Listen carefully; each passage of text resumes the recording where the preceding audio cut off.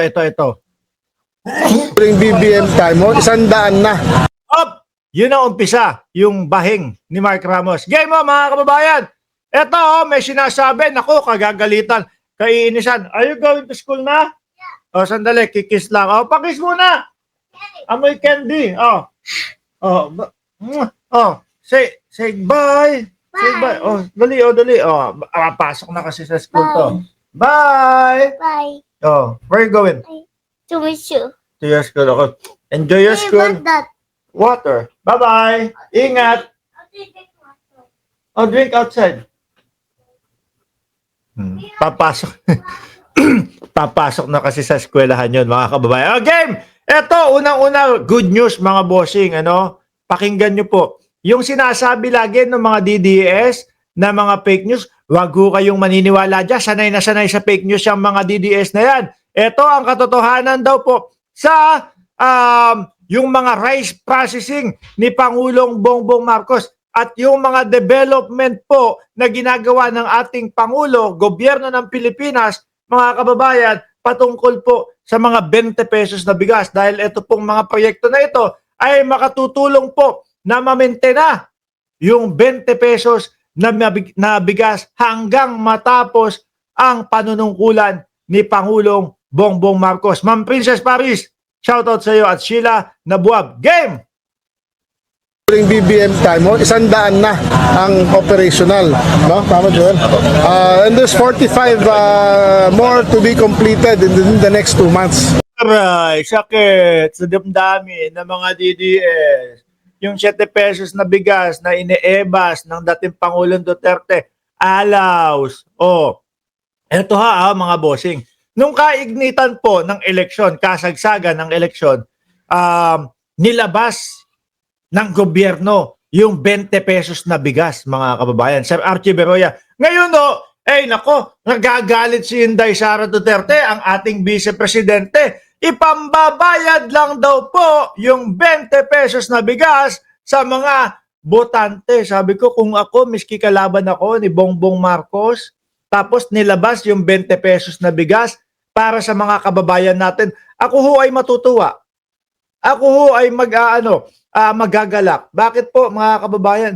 Kaya naman ako tumakbo bilang opisyal ng gobyerno at mamuno sa gobyerno ay para po mapabuti at mapagaan yung buhay ng mga kababayan natin, no? Pero nakahanap po ng butas ang vice-presidente sa pamamagitan ng pagsasabi na yung 20 pesos na bigas daw yon ay tiyempo-tiyempo lang daw dahil eleksyon. Mga bossing, kapag ikaw hawak mo na yung magiging solusyon sa mga nagugutom na mga DDS, ano gagawin mo? I-hold mo pa ba yon? Iisipin mo pa ba na, wag mo nang ilabas yan kasi eleksyon? Hindi. Gusto mo is mailabas agad yung solusyon sa mga kumakalam na sikmura ng mga DDS. Di ho ba, mga kababayan? Rekta mo nang ibigay yung solusyon. Ang gusto yata ng vice-presidente, stop muna. No? Wag muna.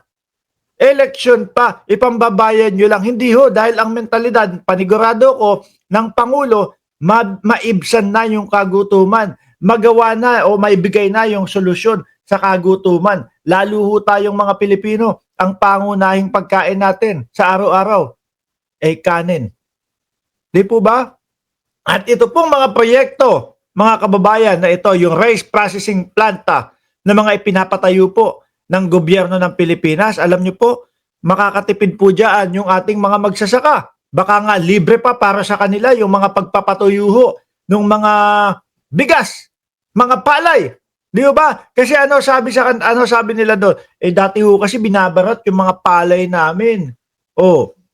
Kailangan tuyo agad. Kapag katuyo kasi, hindi agad-agad masisira, mga bossing.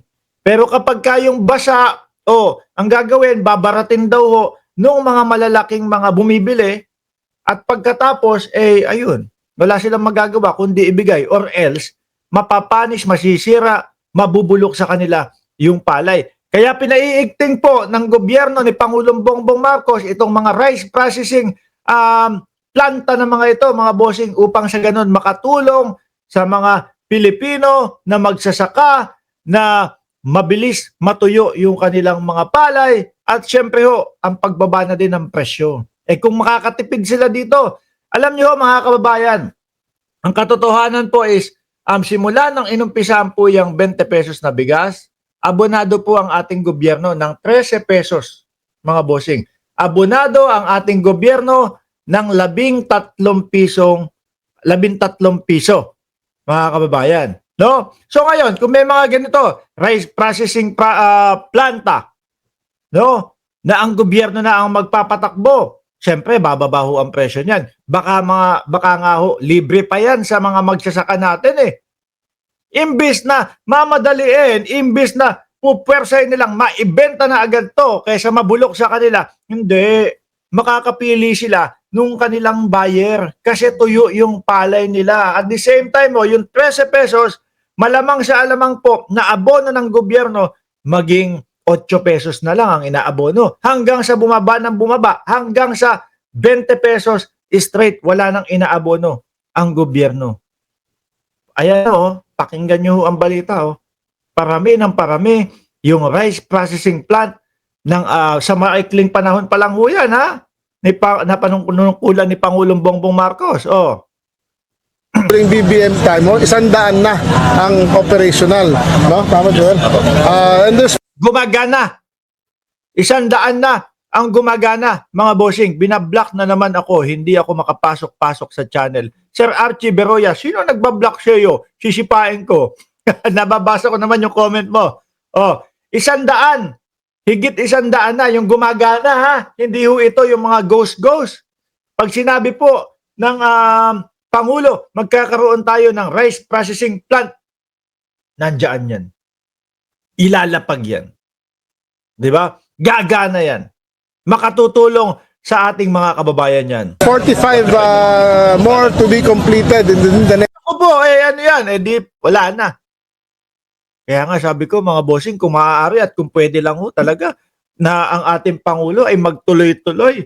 Miski 12 taon pa, mga kababayan, para yung mga ganito po, tuloy-tuloy din Tignan nyo, yung sa korupsyon, hindi naman po mauungkat yan, hindi naman po malalaman na mamamayang Pilipino yan, kundi dahil sa pagbubunyag din po ni Pangulong Bongbong Marcos. Ewan ko nga ba dito sa mga DDS kung bakit ang iniisip pa din, si Pangulong Bongbong Marcos pa din. Ang numero 1 corrupt daw mag-isip-isip kayo. Di ba? Alisin ko na ito, mga kababayan.